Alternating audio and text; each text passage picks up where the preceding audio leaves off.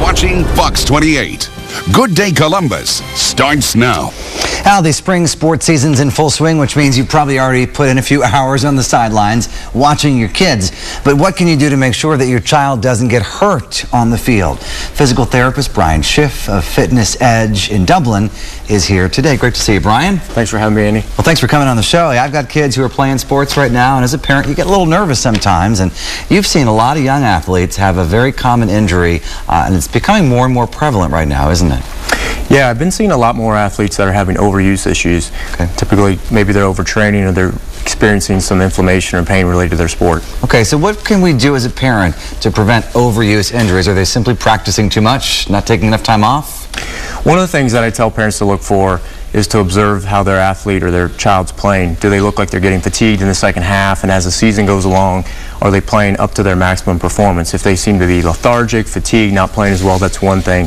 Another key thing is making sure they get an adequate warm-up in practice. Sometimes if practice begins a little late or the coach doesn't quite have time, if you shorten the warm-up, that might lead to a potential injury. Well, we're seeing baseball right now, but a lot of kids playing a lot of different sports. What are the most dangerous sports in your view, Brian?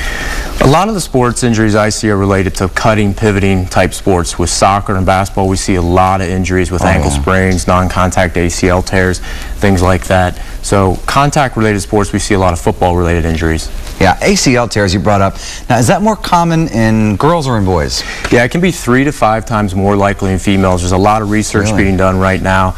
There's studies that have been performed in California as well as Cincinnati, doing a prevention program based upon looking at a full assessment of the athlete and trying to piece together strengthening, agility, and jump landing techniques helps prevent those types of injuries.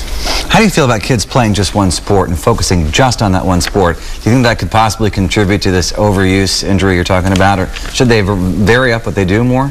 Yeah, it's a really great question.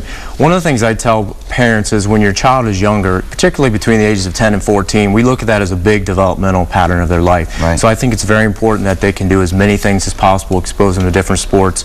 That allows them to develop fully as an athlete. It also allows them to prevent overtraining by doing some cross-training. And then once they get to high school, maybe they can specialize. You know, I played sports, and I remember my coaches telling me to walk it off. Just man up, you know, just suck it up.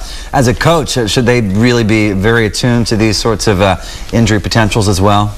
Absolutely. One of the big things that kids will fail to do is communicate with their coach or with their parent. Especially high school boys. Yeah, they're really afraid to lose playing time. So if they're a starter, they don't want to sit. It's very important that they have an open communication loop, and then they will be able to come to the coach and tell them those sorts of things. And oftentimes they won't communicate until the injury is more severe. And then they're out for the rest of the season, and potentially it's a bigger problem. All right, Schiff of Fitness Edge in Dublin, thanks for coming on. Thanks a lot. Great advice for parents and coaches as we enter spring sports season. All right, Terry.